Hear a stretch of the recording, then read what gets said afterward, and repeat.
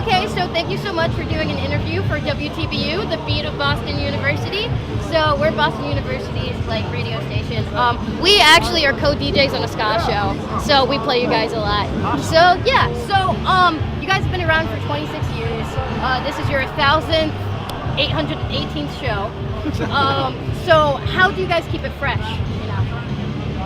Would you say, if you have a good answer? I mean, every show is different. So. Yeah. I mean, we do a different set list every show. Mm-hmm. We don't say the same things every show. It's all. So you're not one of those bands that just has a scripted routine, right? Really? Yeah. We just have fun up there. Mm-hmm. I don't know. Gotcha. So you both have been in the band since early 2000. No? I don't know.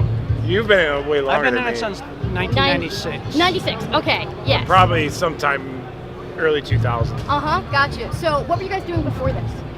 Before Mustard? I played in a different ska punk band for 6 years before that. Okay.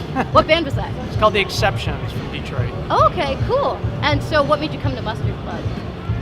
They toured and The Exceptions didn't. There you go. Gotcha. So speaking of touring, I know you guys did Back to the Beach in April. Now playing exclusively ska festivals like that, what is the experience any different than playing like rock festivals like this? Like the environment at all, interactions with bands?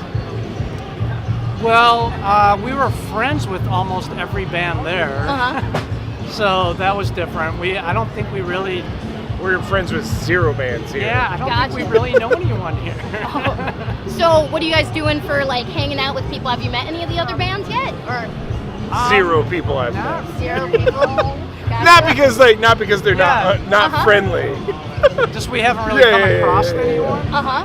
Although I think that our drummer gave bad directions to DJ Yella earlier. Oh no! He sent him in the wrong direction. I think that's the only person we've met so far. However, 2 years ago, I gave good directions to DJ Yella.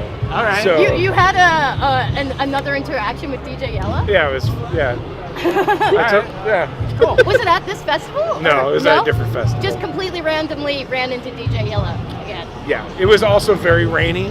Oh. It was conditions much like today. Yeah. Well, maybe he just appears when it rains. He's like a you summoned weird, him. rare rain fairy. Yeah, I would believe it. But now I know that in 2014 you guys came out with Can't Contain It, which was crowdfunded, yes? Yeah. True, it was. So what would you say is the biggest creative process differences between Big Daddy Multitude and Can't Contain It, like spanning that entire? Because I know like the band has evolved a lot over that span of time. So if you can give an answer. Well, the biggest one is we're both in the band now. Yeah. I was 13 when that record came out. The first Big Daddy Multitude came out. So lots of things have changed.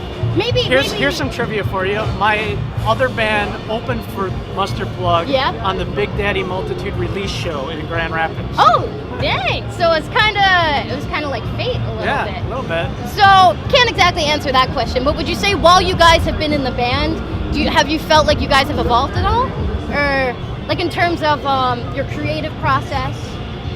I think we're just better. Gotcha.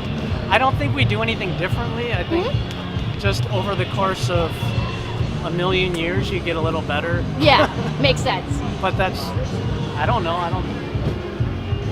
Yeah. That's all right. That's a very vague question for me to ask. I introduced the minor chord. Oh yeah, we have a minor chord now. That's a difference. But so I know on Can't Contain It, you guys like collabed with like Dan P of like MU330. And I think you also collabed with Bill Stevenson of Black Flag. He has produced 4 of our albums. Wow. Okay. So 3. Well, and the greatest hits. So that doesn't really count. So you're not new to like mixing with other people in.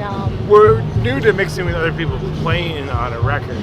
Gotcha. So that last record is the first record that outside people have played on. That were in the band. Did that feel like? How did that feel? Like. Truthfully, it was a placeholder. So that Rick is the one who recorded Can't Contain It. Oh, okay. Gotcha. He It was your the personal engineer. studio, right? Yeah. and then he just called up his friends to play some stuff on it. Gotcha. Basically. And the reason that happened too is because when we were writing those songs, we had like placeholders for where something should happen, and then it just never happened. Gotcha. So it was getting down to crunch time, and I was just like, something needs to happen here. I'm going to call friends. Is that fine? And apparently it was. Yeah. So basically just conveniently filling in. Yeah, the only reason that those people that are on that record is because they were able to record themselves and then Send it to you? Send it to me. Oh, gotcha. So- All right, so very out of convenience. Yeah. So were you friends with everybody who yeah, rapped on yeah, that yeah, record? So, gotcha. So it wasn't like a making new connections thing. No, Just- no. Like everybody that's listed on that record as somebody that has either been friends with me or the band for years. Okay. You know, so Gotcha. Okay, just one last question. Never mind. Not going to ask that question because it's about starting out in Grand Rapids and creating your own scene. But you guys weren't there then. Yeah. Nope. But now I know that Never Get Out of the Van, your 2008 DVD. That's the only DVD that you guys have right now. I know there's a lot of bands with lots of DVDs. Do you think you're ever going to release another one? No. Or, no. You know what? The thing is, in the early days of the band, we had like a video camera Yeah.